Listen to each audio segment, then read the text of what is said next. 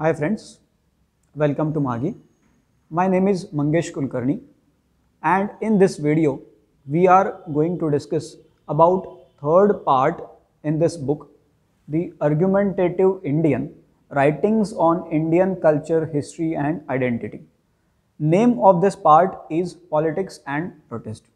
In our earlier parts, we have seen the importance of argumentative tradition in India, the tradition of having debates, discussions, and thinking based on reason. Now, in this part, we are going to discuss those points which we should debate. That how this debate, discussion, and thinking on the basis of reason is important to achieve a kind of development or a level of expected development in India. Now, to start with, the first chapter in this part is Tryst with Destiny, the famous speech by Jawaharlal Nehru on the eve of independence, the Tryst with Destiny. Now, what is this Tryst with Destiny? What we are going to achieve? And this was mentioned in speech of Jawaharlal Nehru on the eve of independence. Now, what we are going to achieve and what is our objective? That we should end poverty, we should end ignorance, we should end diseases, that is having proper healthcare system, and we should end the inequality of opportunity. So these are some objectives which we have set for ourselves. Now in that case, if we are thinking on the basis of reason, then we should evaluate these objectives, that yes, we have set something for us on the eve of independence, and now if we are thinking on the basis of reason, then it is important that we should evaluate that till what level we have achieved these objectives. And for that purpose, in this book, three fields are given on the basis of which you can evaluate this Tryst with Destiny. First is practice of democracy, that are we having a real democracy? To some extent, we can say that our progress in this democracy field is very much satisfactory, because we are having a kind of constitution which is uniformly looking at every section of society. Then we are having a proper electoral process through which people are having a source to raise their voice. So in that context, the democracy field or democracy section is very much satisfactory, we can say. But when we see the second field, on the basis of which we can evaluate this Tryst with Destiny, in that case, the removal of social inequality and backwardness, that is the second field.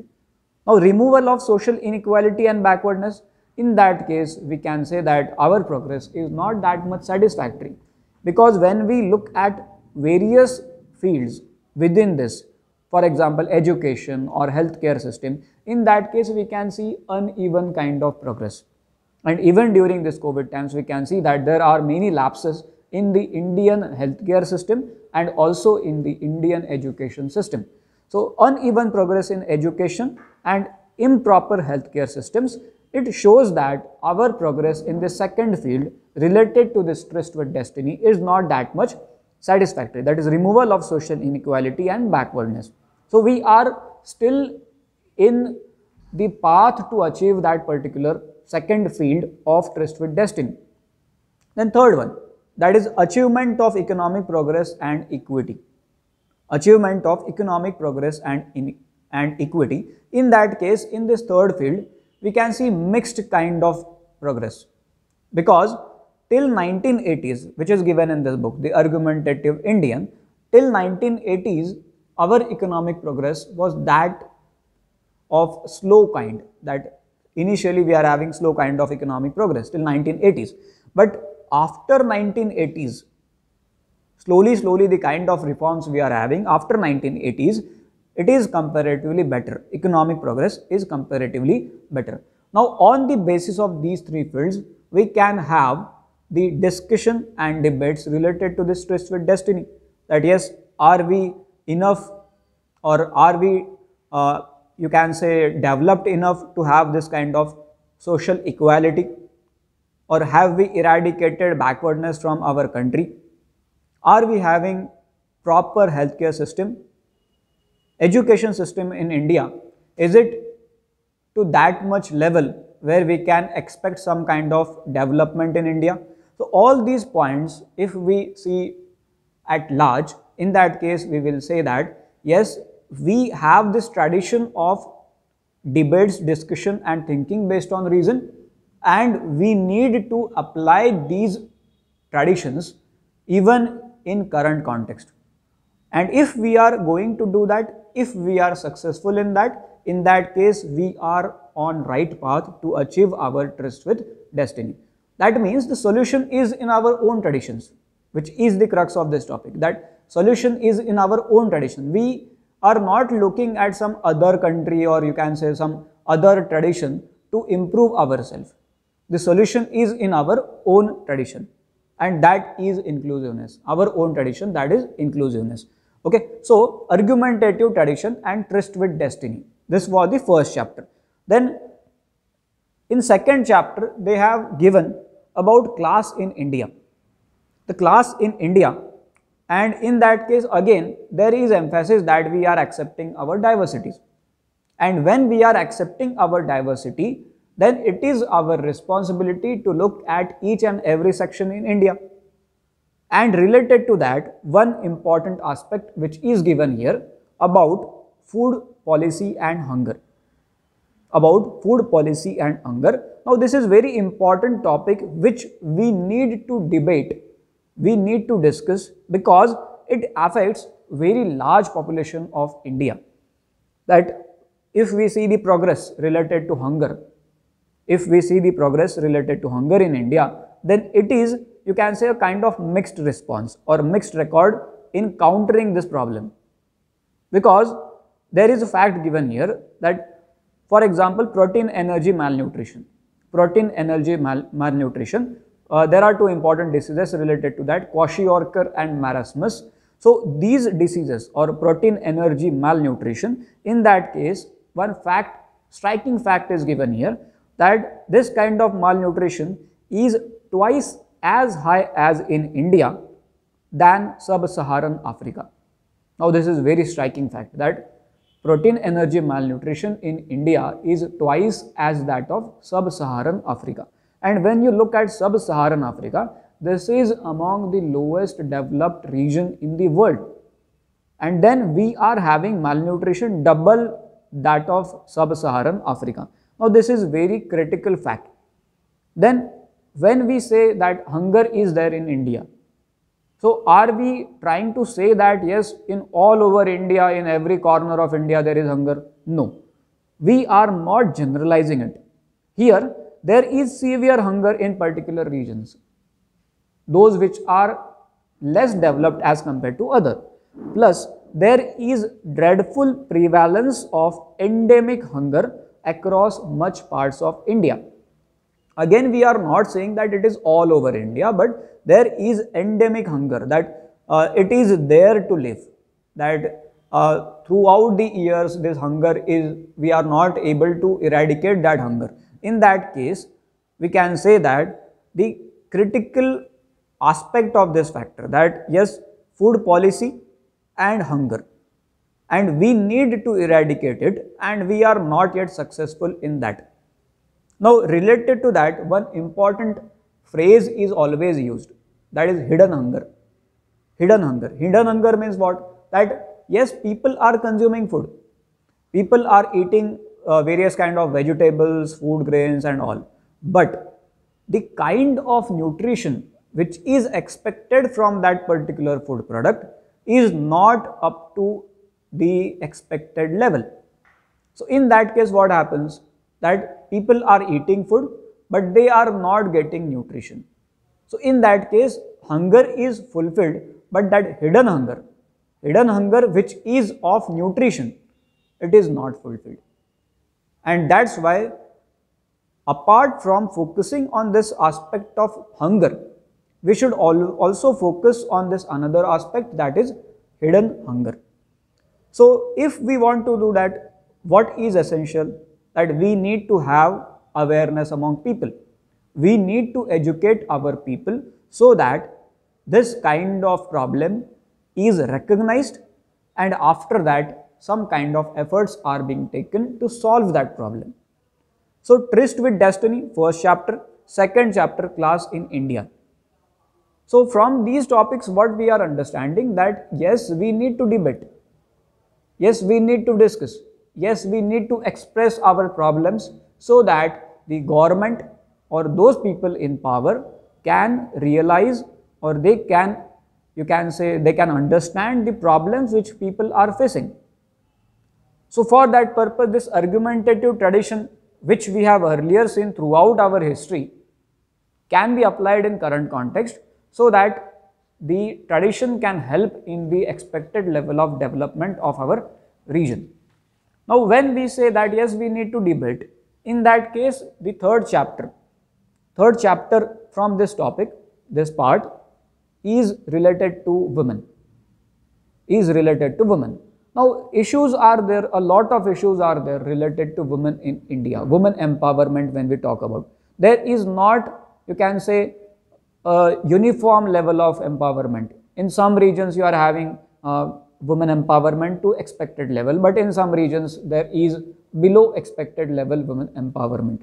So in that case, to start with this chapter, example of Japan is given. In Japan you are having no particular gender bias in nutrition and healthcare or school education, which shows that yes, if you want to have expected level of industrial development, if you want to have expected level of economic progress, in that case you should always avoid this kind of gender bias, because if you want to achieve this development, then it should be inclusive one, which is also our value, but we are not able to achieve that value to expected level. So having inclusion means what? Including every section in society, and in that women become very important part. So we need to address this gender inequality, very important phrase, gender inequality we need to address, because there are a lot of issues like female bias or gender bias in care and mortality. Then there is also geographical variations, the women in Northeast, women in Jammu Kashmir, women in tribal areas, women in Maoist areas, women in South India. There are a lot of variations, and there are a lot of, you can say, different kind of developments related to women in different parts of India. And if we are realizing this, then we can debate on it, we can discuss this topic, and so that the government policies can be framed based on reason, and which is the crux of this topic, that is women and men. Now if we say that yes, we are having this argumentative tradition, then another important aspect related to women, which is based on reason, that we should understand, that inequality in the ownership of property. Because throughout the history, or throughout the you can say history of human civilization, one thing which is very much emphasized, that if you are having power, then you can think on the basis of reason. If you are having authority, then it is always, you can say, expected that you will think on the basis of reason. Now in that case, if you are giving ownership of property to women, then you will say that yes, women are really empowered and they can take their own decision on the basis of reason. And if it is not so, that you are not having this kind of ownership of property, inequality in ownership, in that case you can say that crime against women are also increasing.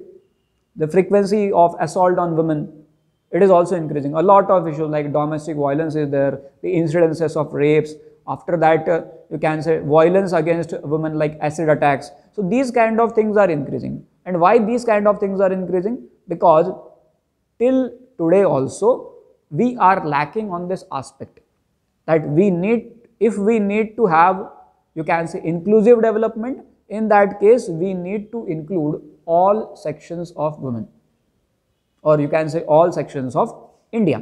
Now in earlier chapters we have discussed that what kind of contributions women were having in our argumentative tradition. Now if it is so, then we need to also think that what is lacking in current context. and which is the main aim of this book, that yes, we were having this kind of thinking in our past, and now why we are missing that, and that point we need to address in this book.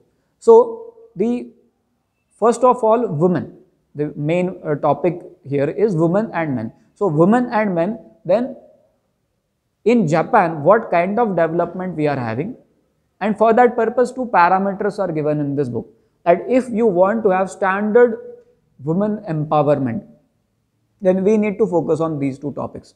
First is female literacy and second is female economic independence.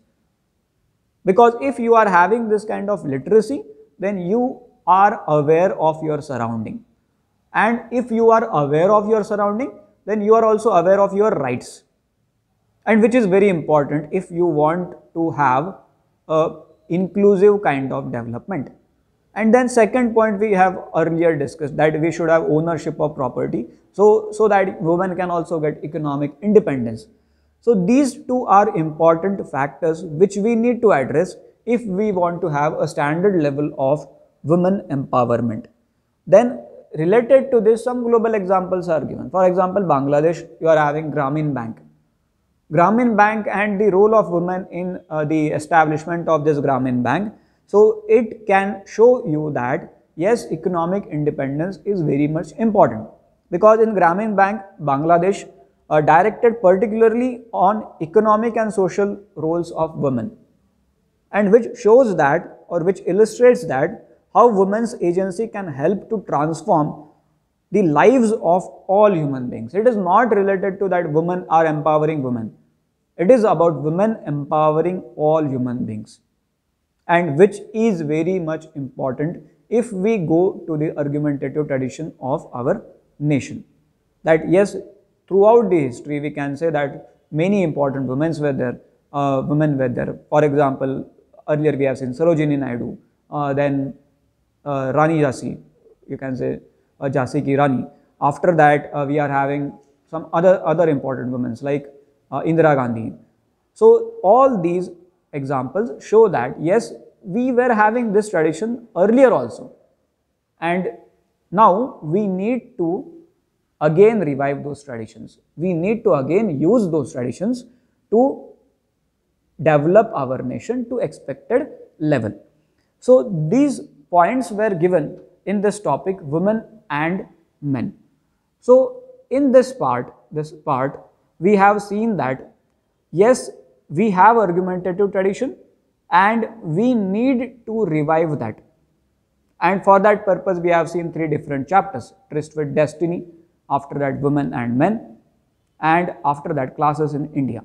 So all these things show that yes, we need to work on our problems, and the solution of our problems lies in our own traditions of arguments. Okay, so this is from this chapter. In next we will see our last part of argumentative tradition in our next video. Okay, so thank you.